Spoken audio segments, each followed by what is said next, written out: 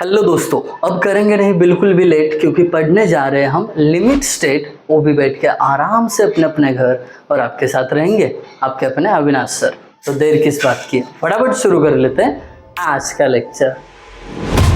तो चलिए दोस्तों, मैं लेके चलता हूँ आपको सीधा to the point limit state पे। बट उससे पहले आपको चैनल को सब्सक्राइब करना पड़ेगा भैया।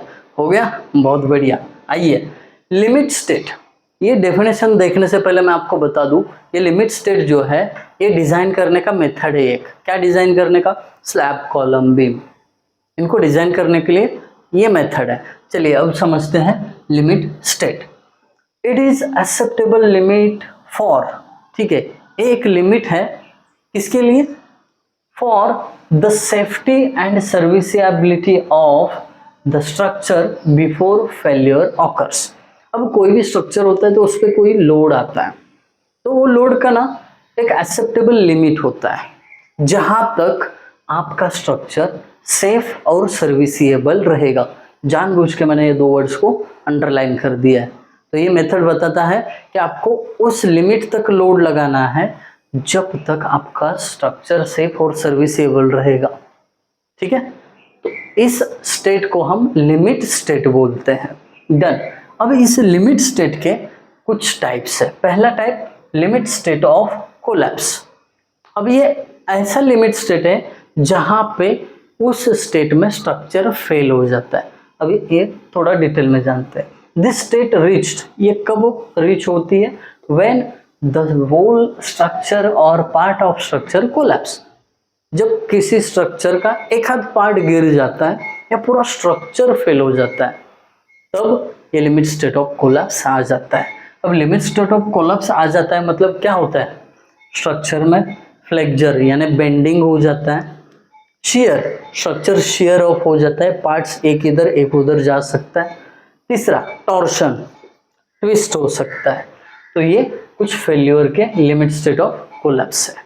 डन। दूसरा type, limit state of serviceability.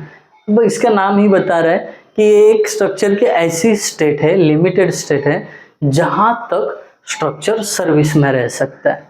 देखते हैं। It's related to the satisfactory performance of structure at working loads. मतलब क्या कहना है इनका? ये स्टेट तक, कौन सी state? Limit state of serviceability. इस स्टेट तक स्ट्रक्चर का जो परफॉर्मेंस है वो सेटिस्फैक्टरी रहता है। That's it. अब ये स्टेट हो जाने के बाद क्या हो जाता है? स्ट्रक्चर में डिफ्लेक्शन आने लगता है, क्रैक्स जाने लगते हैं, और ये डिफ्लेक्शन बढ़ बढ़ के बेंडिंग हो जाता है, जिसको हम कोलैप्स बोलते हैं। ये क्रैक बढ़ बढ़ के किसी पार्ट को फेल करवा देते हैं, तब जाके ये कोलैप्स में कन्वर्ट हो जाता है। डन। अब इसके बाद एक नया कॉन्सेप्ट, कैरेक्टरिस्टिक स्ट्रेंथ। किसी भी मटेरियल की स्ट्रेंथ होती है। अब ये क्या होता है, डेफिनेशन के थ्रू अच्छे से समझ जाएंगे। It is the value of material strength. ये क्या है? किसी भी मटेरियल के वैल्यू की स्ट्रेंथ है। सॉरी, किसी भी मटेरियल के स्ट्रेंथ की वैल्यू है, उल्टा हो गया। ठीक है। बिलो विच, जिसके नीचे not more than 5% of the test results are expected to fail. इसको बहुत अच्छे से समझते हैं। यहाँ पे कुछ लिखूंगा मैं। देखो, M20 ग्रेड का कंक्रीट है, इसका मतलब इसकी कैरेक्टरिस्टिक स्ट्रेंथ 20 न्यूटन पर मीटर स्क्वायर है। तो इनका कहना है कि 20 ये क्या है, इसकी कैरेक्टरिस्टिक स्ट्रेंथ है, बिलो विच, जिसके नीचे अगर आप लोड लगाओगे, समझो आपने लोड लगा दिया 19 न्यूटन 1 मीटर स्क्वायर पे, 18, 17, 16, ऐसा 20 के बिलो कोई भी लोड लगा दिया, तो वो स्ट्रक्चर या वो मटेरियल फेल होने के कितने चांसेस है? बिलो 5%। ठीक है, 5% से ज़्यादा चांसेस है नहीं कि वो मटेरियल फेल हो जाए, उसके टेस्ट रिजल्ट्स फेल हो जाए।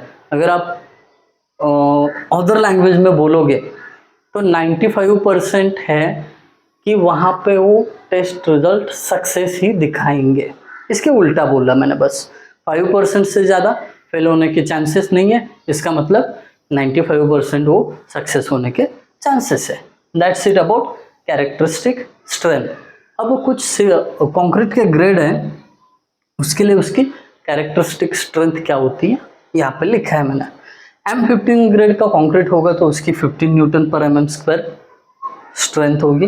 M20 के लिए 20, M25 के लिए 25, M30 के लिए 30 कभी कभी डिफाइन करके बोला जाता है। लेके चलता हूँ नेक्स्ट कॉन्सेप्ट पे, कैरेक्टरिस्टिक लोड। जैसे ये स्ट्रेंथ था वैसे ये लोड है।